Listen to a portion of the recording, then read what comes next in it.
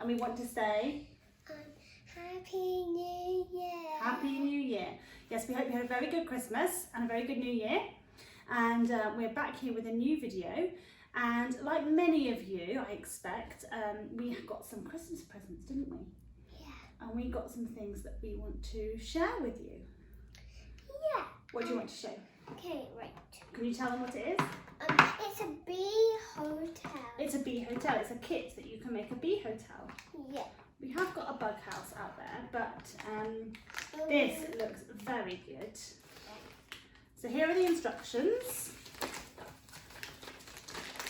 Bees are very important in nature as they are the #1 pollinators of flowers. Bees move pollen from flower to flower, which is essential for plants to produce seeds, fruit and nuts. So we depend upon bees for our food and they need our help. We know about the bees, don't we?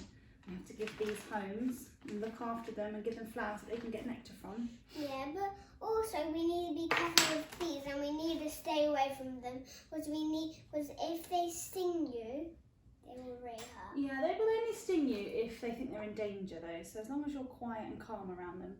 It says most bees live alone. These are called solitary bees. Solitary means alone. If you're solitary, you are alone. And they look for holes and nooks where they can lay an egg. So this isn't like a beehive where they live in a hive. You know when you were talking about the queen bee earlier, weren't you? And they have a queen bee and they make honey. This is where solitary bees live, so they're just on their own. I love the fact that you're laying this out, Emily. That's very sensible. These are called dowels. Can you say that? Dowels? Dowels. Like little bits of wood. It's all round bits of wood. Or that's not round. What shape is that? What 3D shape? A cylinder. It is a cylinder. Good girl. Yeah, Well done. because this is a cylinder, because this is round. And you can roll it, can't you? Yeah. Number 2, unscrew the lid and nozzle of the glue and remove the safety cap. So in there, there'll be a little cap that we have to take off. Oh, when we were squeezing it. I think we better get some kitchen roll. Oh, there's kitchen roll there, Emily. Just get a little bit because it's only a tiny little glue. Put the safety cap there. I just want to, should probably try and get that glue back in. There we go. Good, well done. Okay, now we're going to put the nozzle. Where's the nozzle gone? No, that's the cap. Oh, we've lost it already. It had like a thin bit on. Did you put it up there? Stand up a minute. Oh no. Where's it gone? That's the lid. There was a nozzle. Something else that you took out.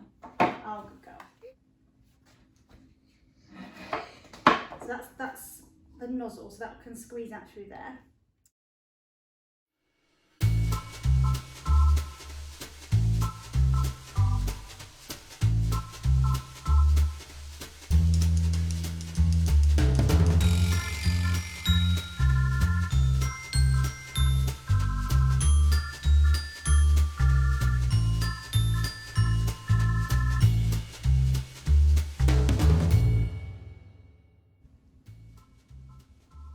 I'm just going to check on George. George is sleeping, so I'm just going to check on him.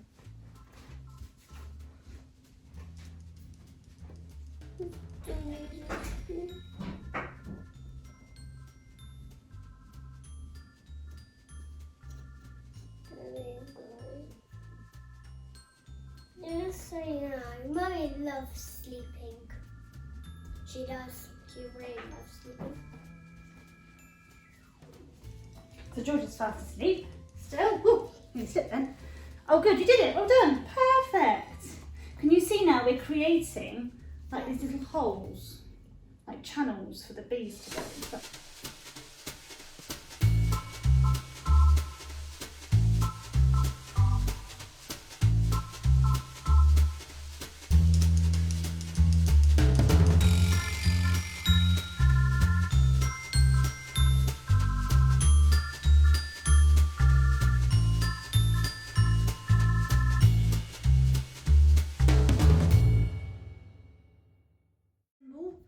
The bee symbol goes on the front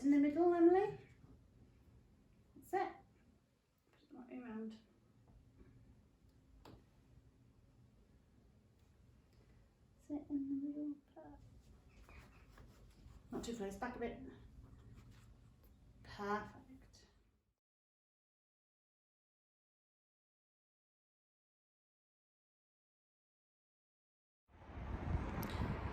So I'm back outside and I've got a few extra plants that I want to put into our front border.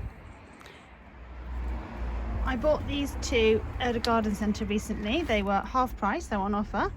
Now I've got a choice here in the back garden and I was going to take some cuttings from it, but this was reduced to £3 and I thought just get it, it'll be easier. So I've got a choice here and I've got a cotoneaster that has red berries on and white flowers. So again, I'm hoping that that will look beautiful in our front border. So I want to get them in the ground. Now the problem is I have forgotten where we have planted the bulbs. I think there must have been some around here. I know there was some in between the pittosporum and the rose. I'm sure there was some here. I'm just wondering if there was anything there. The rain has not washed off the mud that I was hoping for, so I'm going to have to give that a bit of a clean. I don't want to plant too much here because this wall is coming down soon. So I don't want to plant anything right in front that can get damaged. So I'm going to leave that corner. The thing is, the choice is going to get quite large. I suppose I could prune it. I might leave the choice here to have in the corner once the wall's been done. The ceanothus will cover that fence panel, so I think I'm going to put my cotoneaster down here is the plan.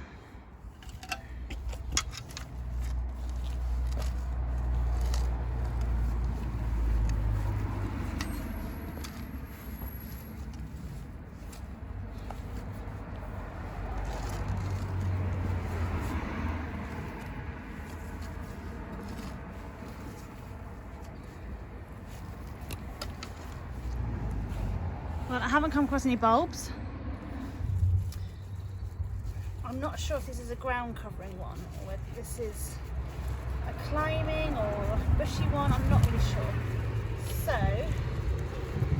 what I'm going to do is I'm going to plant it at a slight angle so that I can train it up. So I can do that. I better get some wires on this fence. It's still very wet. It's not as wet as it was before Christmas, but still quite wet.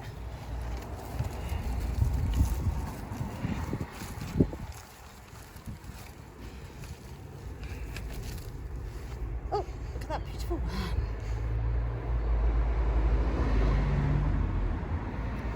You do a good job in the garden.